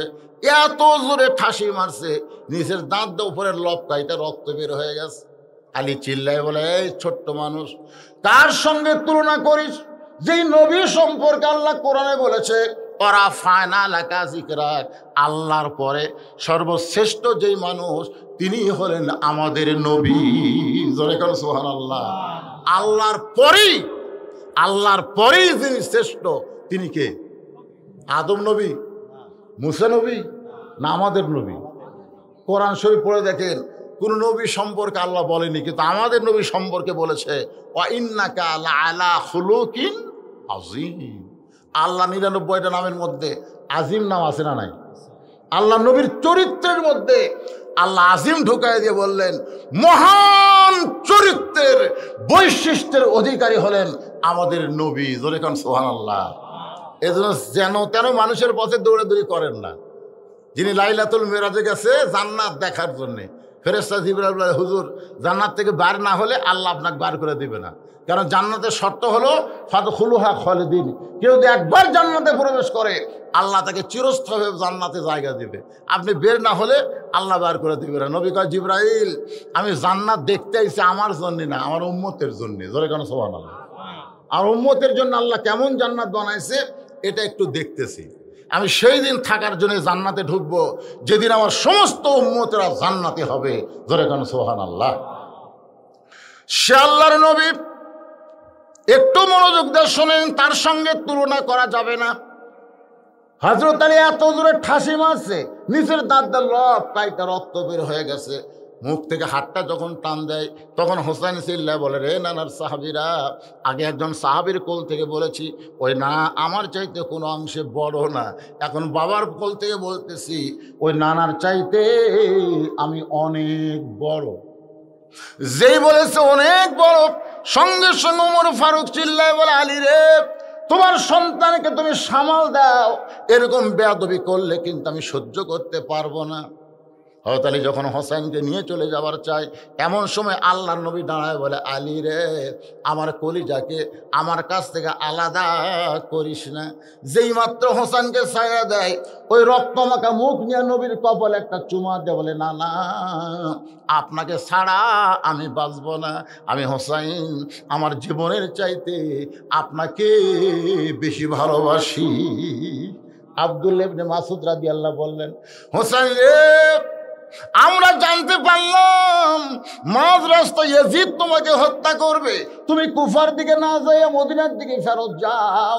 হোসেন বলতেছে আমাকে কে হত্যা করবে ওইটা আমি চিন্তা করি না, কারণ আমার নানা যেইভাবে দেশ চলাইছে, মদিনা চলাইছে, আবু বকর রাদিয়াল্লাহু যেভাবে চলাইছে, আবু বকর রাদিয়াল্লাহর উপযুক্ত সন্তান ছিল, নাম হলো আব্দুর রহমান, তাকে খেলাফতি না দিয়া উমর ফারুক খেলাফতি পাইছে।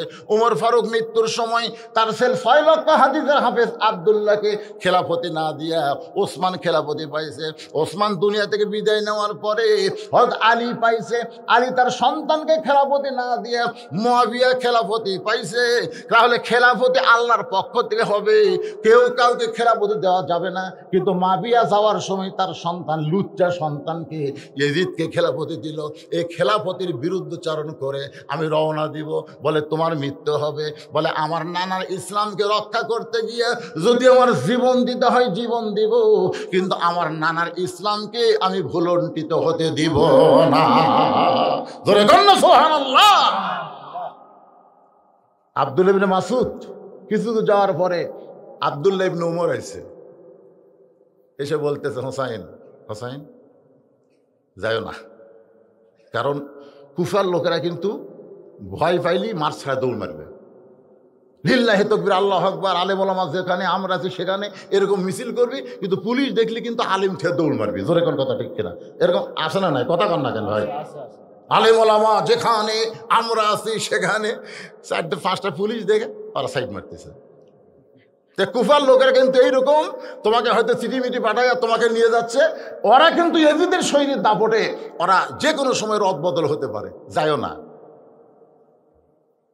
হোসেন বলতেছে, আব্দুল্লাহ তুমি কার সন্তান? তুমি কার সন্তান একটাবার মনে করছো? তোমার বাবা হচ্ছে খলিফা ওমর, যে নিজের ইচ্ছায় চলেনি, আল্লাহর কোরআনের আইনে চলেছে। সুবহানাল্লাহ না কেন?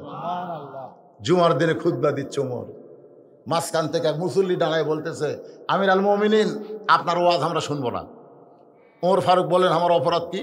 বলে, আপনার অপরাধ হলো আমাদেরকে খাটো পাঞ্জাবি দিয়ে আপনি লম্বা জুব্বা পরছেন, আমাদেরকে খাটো দিয়ে আপনি লম্বা পরবেন, এই লম্বা জুব্বার আগে কথা বলেন তারপরে ওয়াজ করেন। ওমর ফারুক তখন বাংলাদেশের মতন 96টা দেশের খলিফা। ধরে কোন সুবহানাল্লাহ।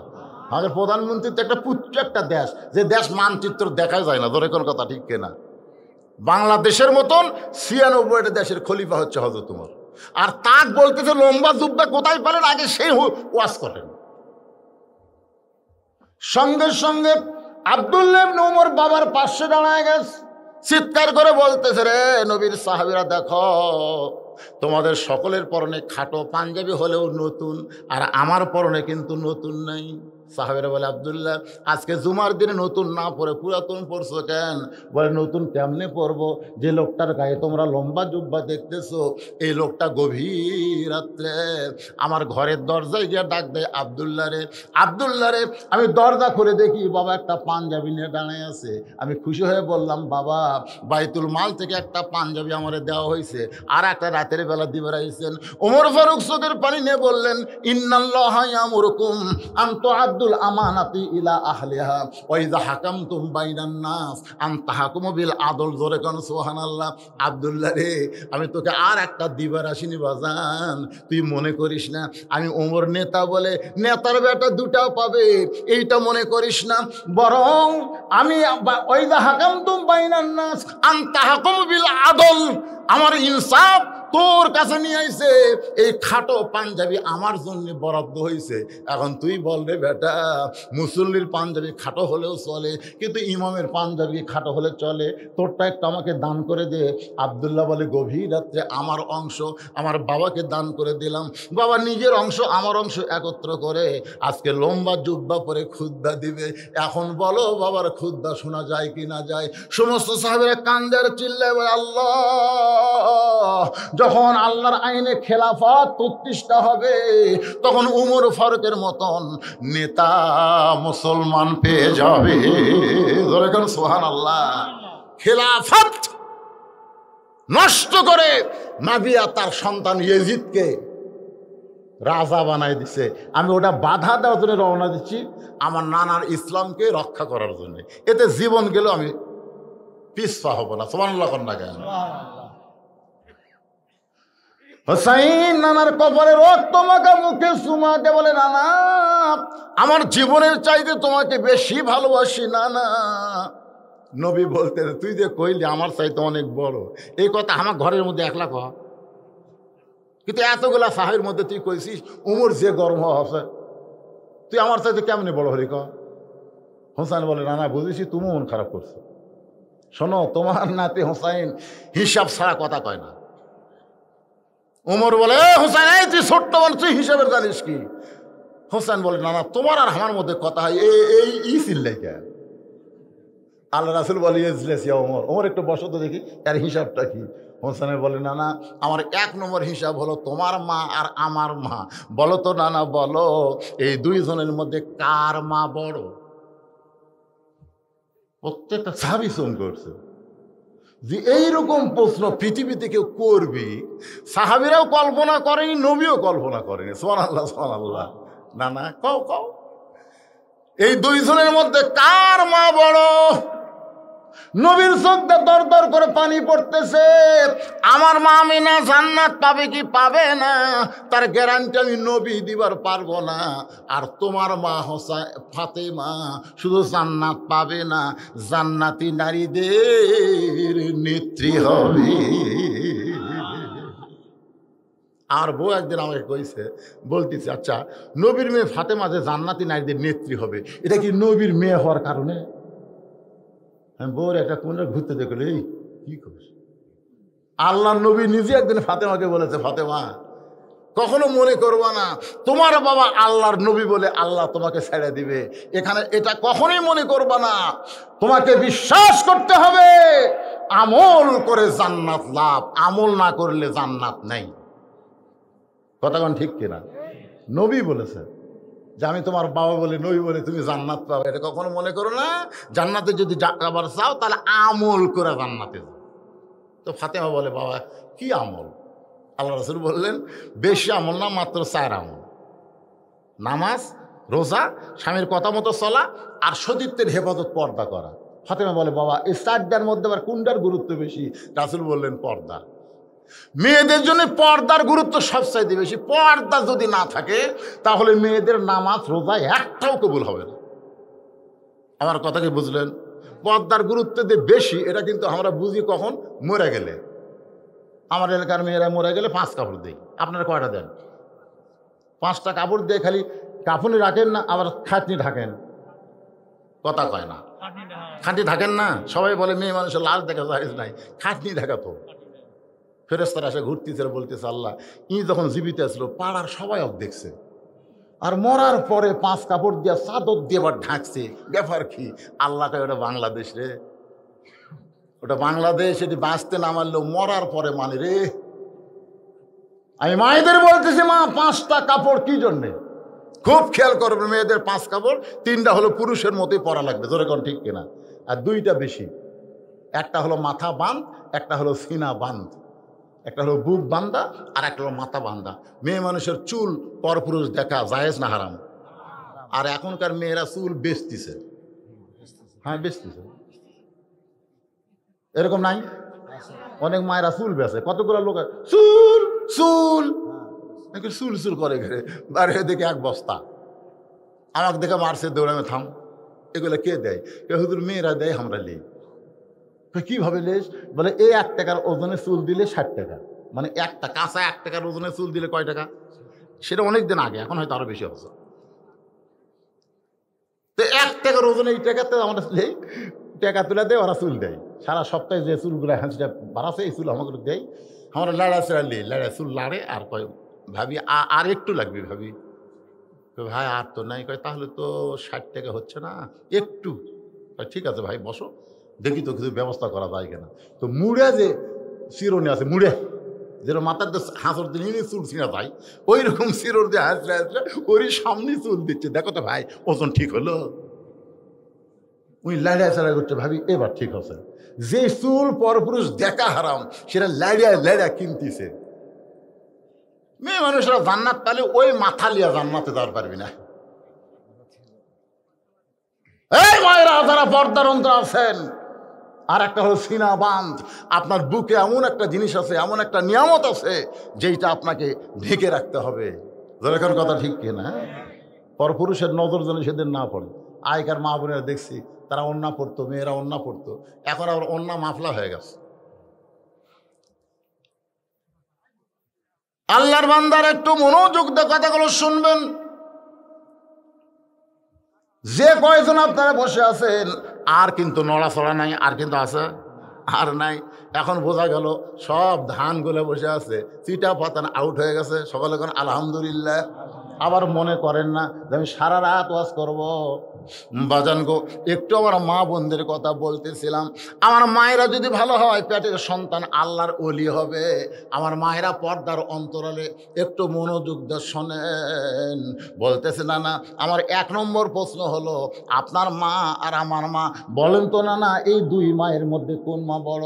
আল্লাহ নবী বললেন হোসাইন আমার মা আমিনা জান্নাত পাবে কি পাবে না এই কথা আমি গ্যারান্টি দিয়ে বলতে পারবো না যে তোমার মা ফাতেমা শুধু জান্নাত পাবে না, জান্নাতি নারীদের নেত্রী হবে।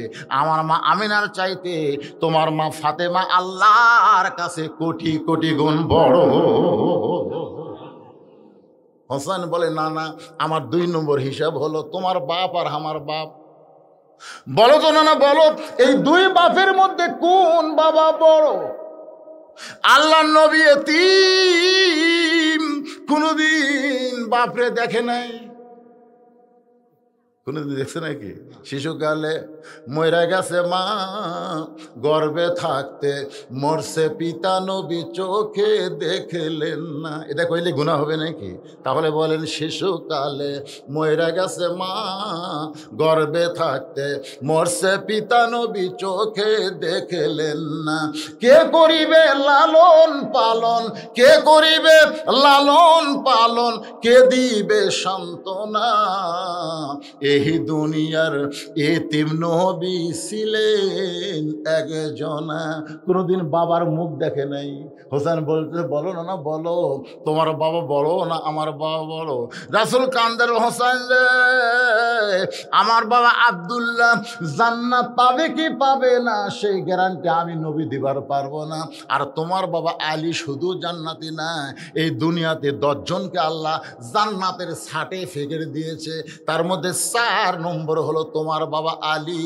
আমার বাবা আব্দুল্লাহর চাইতে তোমার বাবা আলী আল্লাহর কাছে কোটি কোটি গুণ বড়। হোসেন বলে না না, আমার 3 নম্বর হিসাব হলো তোমার নানা আর আমার নানা।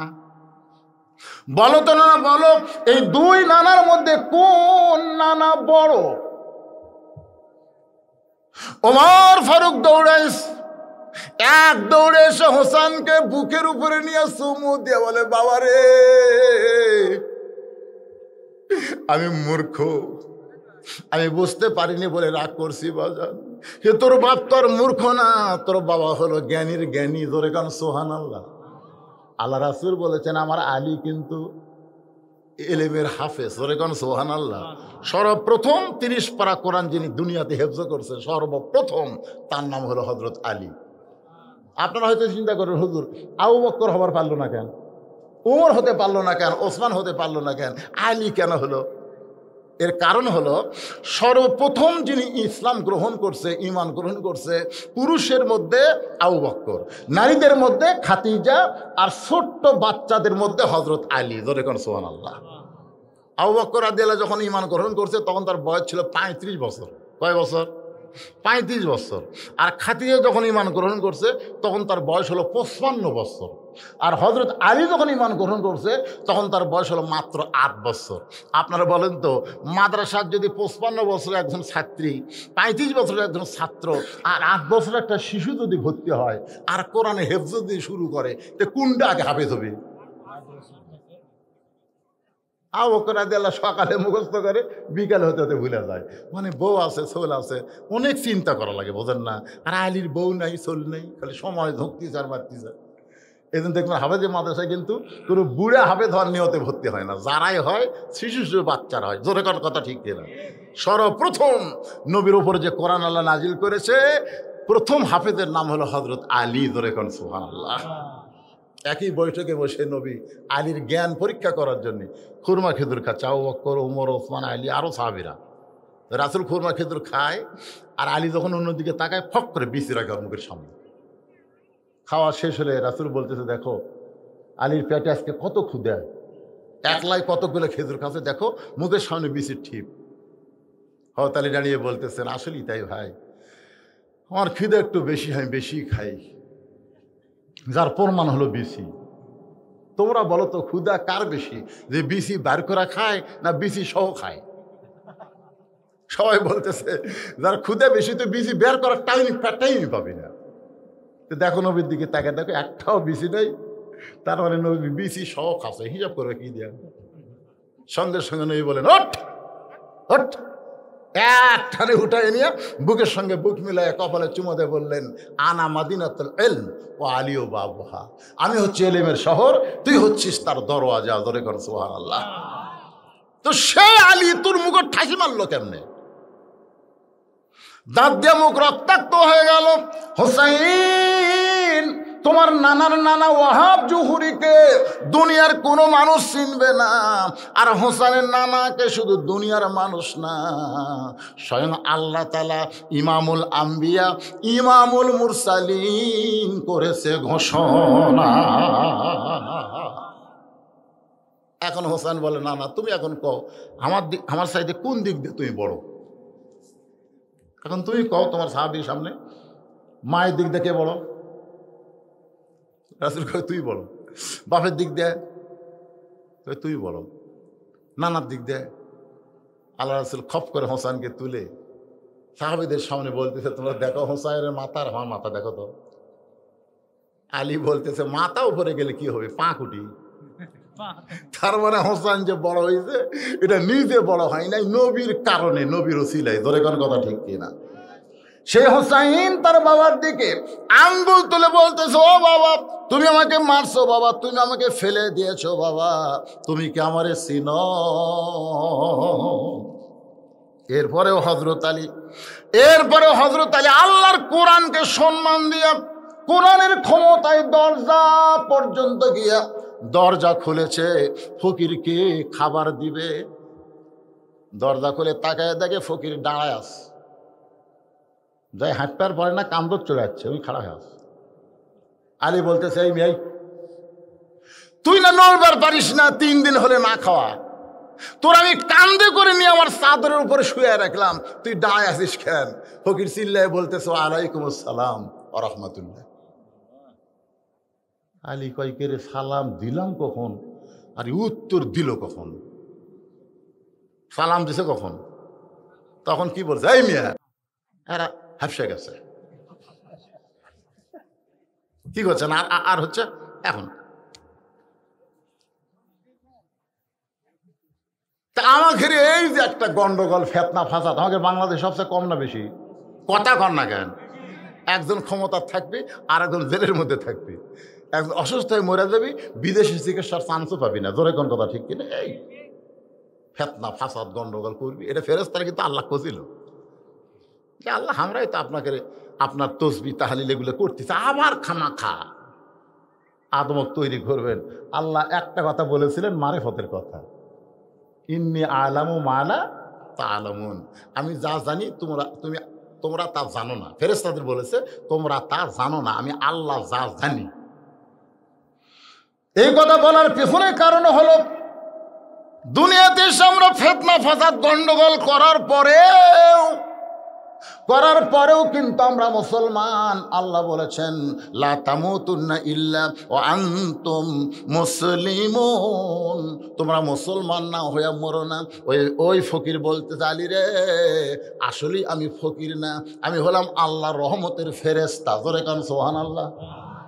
আমাদের মধ্যে একটা গবেষণা চলতেছে ফেরেশতাদের মধ্যে, যে এক আলীকে আল্লাহ এত দিল কেন? রাসূল বলেছে, স্বামী হিসাবে আলী আমার চাইতে ভাগ্যবান। কে বলছে? রাসূল বলেছে, স্বামী হিসাবে আলী আমার চাইতে ভাগ্যবান। আমি নবী হয়ে কি করবো রে? আমার খাতিদা জান্নাতি হবি, কিন্তু জান্নাতি নারীদের নেত্রী হবি না। কিন্তু আলীর বউ ফাতেমা খালি জান্নাতি হবে না, জান্নাতি নারীদের নেত্রী হবি।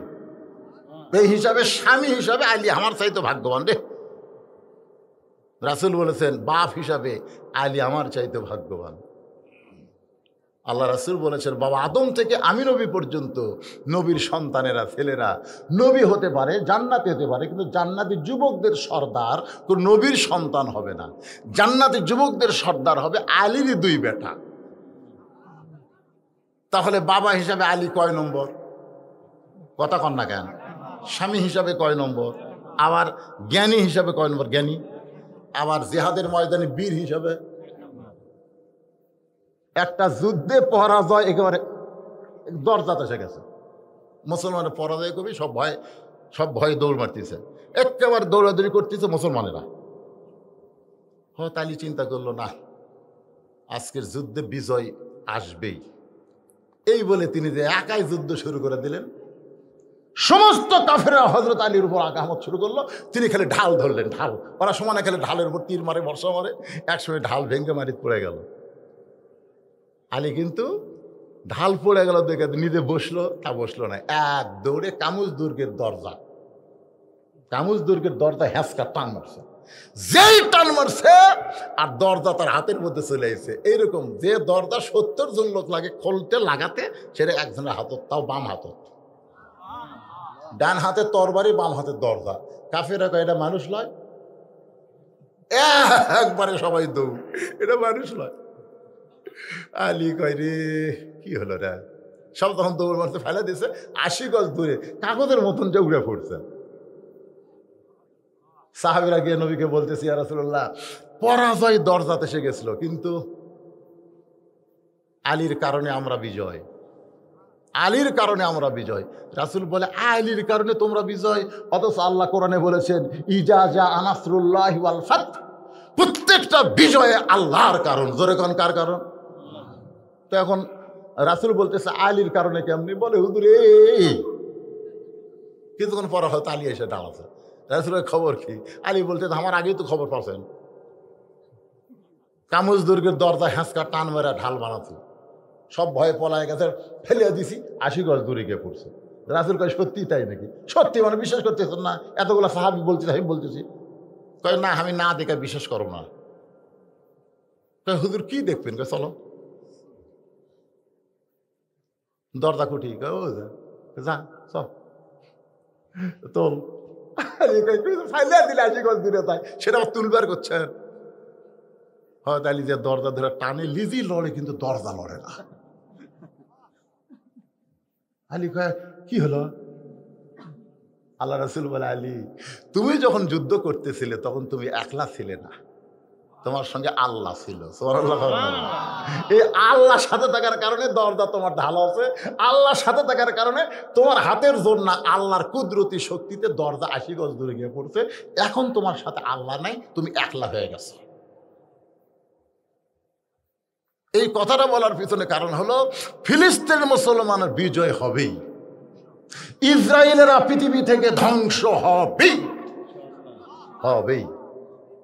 কিন্তু একটা মা যদি সন্তান হবার চায়, যে সন্তান মায়ের পায়ের তলে জান্নাত, সে মাকে কিছু কষ্ট স্বীকার করা লাগবেই। কথা কন না কেন ভাই?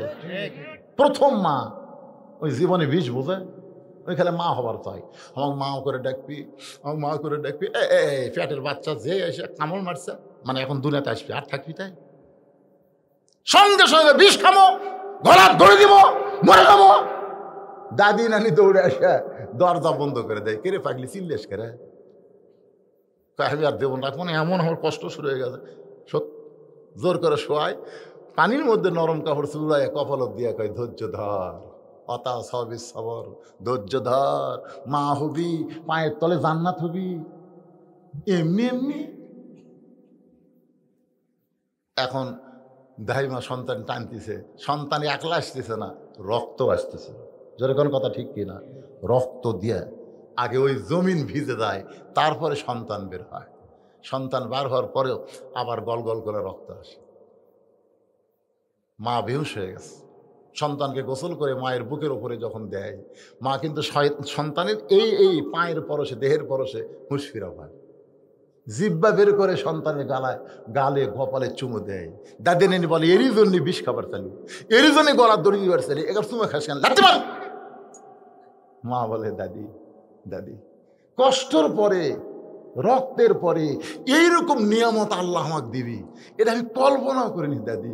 এক বুকে নেওয়ার সাথে সাথে সব ভুলে গেছি, আবার নেব।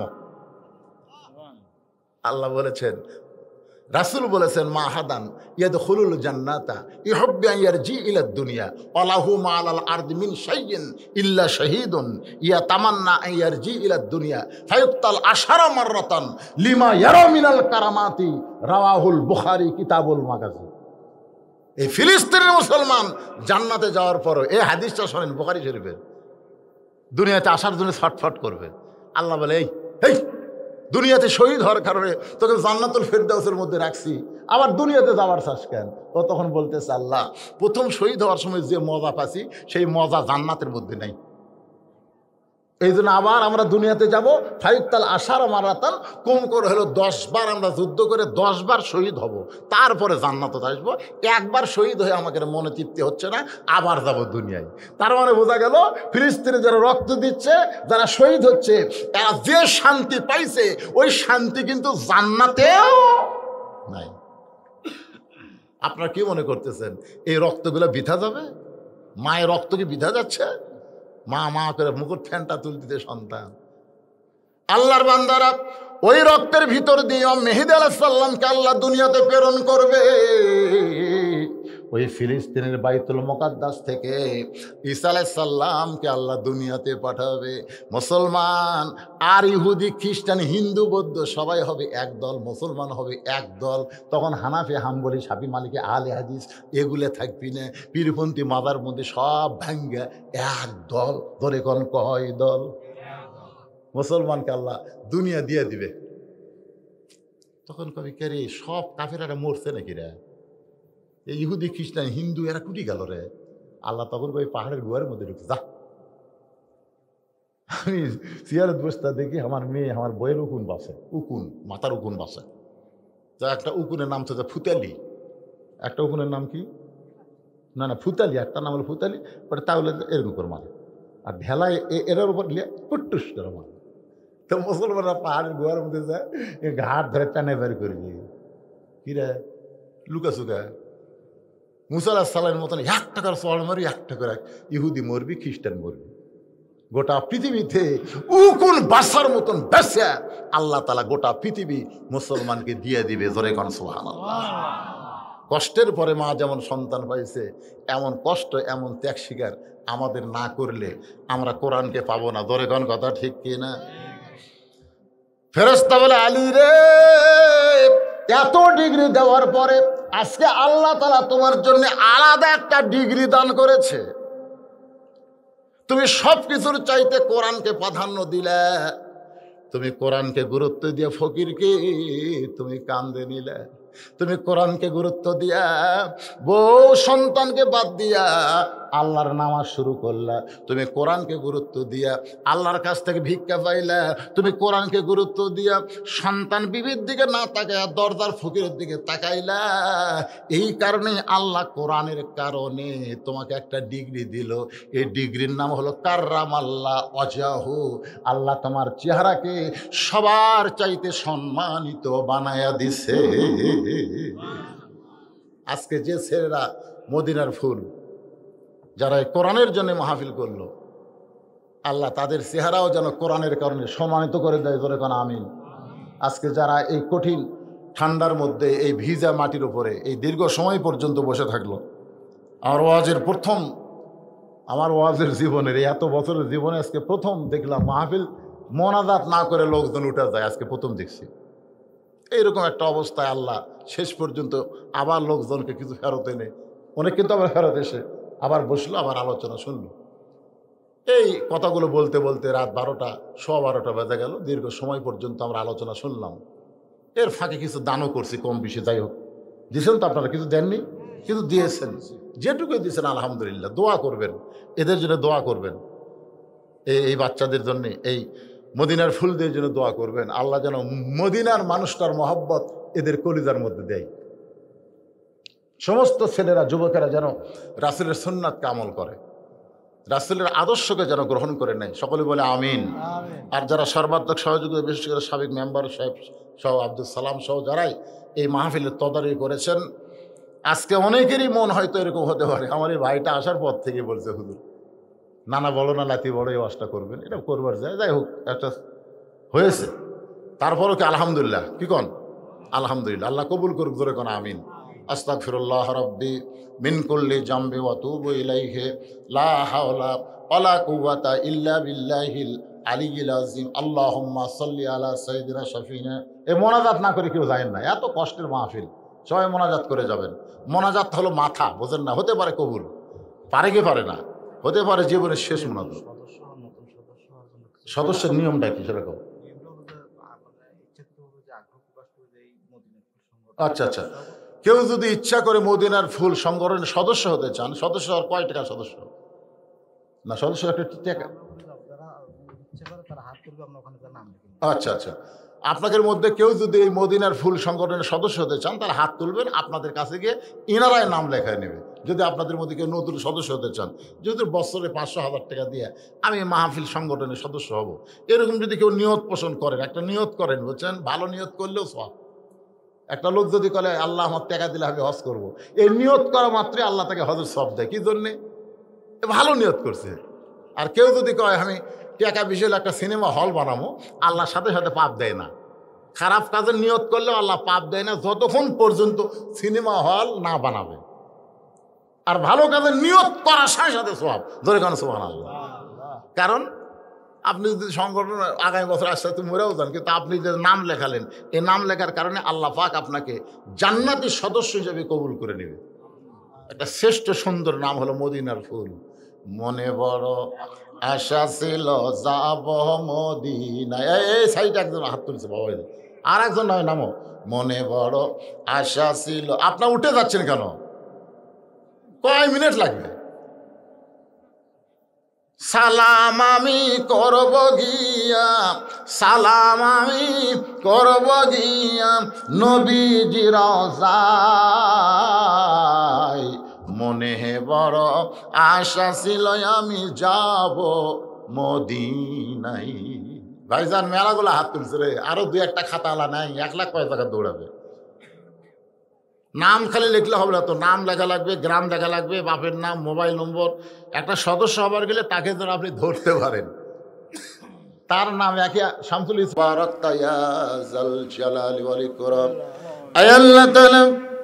কঠিন অসুস্থ হওয়ার পরেও আল্লাহ তোমার মদিনার ফুল সংগঠনের মাহফিলে আল্লাহ তুমি আমাকে আসার তৌফিক দান করেছ।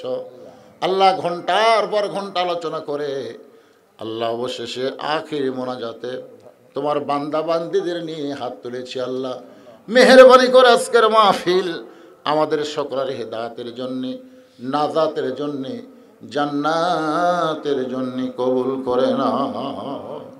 এই মাহফিলের শুরু থেকে শেষ পর্যন্ত যত আলোচনা হয়েছে আল্লাহ, এর মধ্যে যদি ত্রুটি হয়, ভুল হয়, মাফ করে দিও। এর জাহাদিয়া মঞ্জুর করো। সোনার মদিনায় নবী পাকের রওজা মুবারকে আল্লাহ কবুল করে নেন। তামাম আম্বিয়া কিরাম, আসহাবে কিরাম, তাবিঈন কিরাম, তাবিঈন কিরাম, তামাম পৃথিবীর মাটির নিচে যত মুমিন মুমিনাত শুয়ে আছে আল্লাহ সকলের আরওয়াহ পরে হাদিয়া কবুল করো। মাবুদ, আমরা যারা হাত তুলেছি, আমাদের জনম দুঃখনী মা যাদের কবরে চলে গেছে, আল্লাহ মেহেরবানি করে মায়ের কবরকে জান্নাতের টুকরা বানিয়ে দাও। আমি সহ আমরা যারা বাবা হারে এতিম হাত তুলেছি, আল্লাহ মেহেরবানি করে বাবার কবরকে জান্নাতের টুকরা কবুল করো। আল্লাহ চক ভায়া আমরা মদিনার ফুল সংগঠনকে আল্লাহ মদিনার মহান মানবের উসিলায় কবুল করে নাও। এই সংগঠনের যারা সদস্য, রাসূলের সুপারিশ তাদের জন্য ওয়াজিব করে দাও।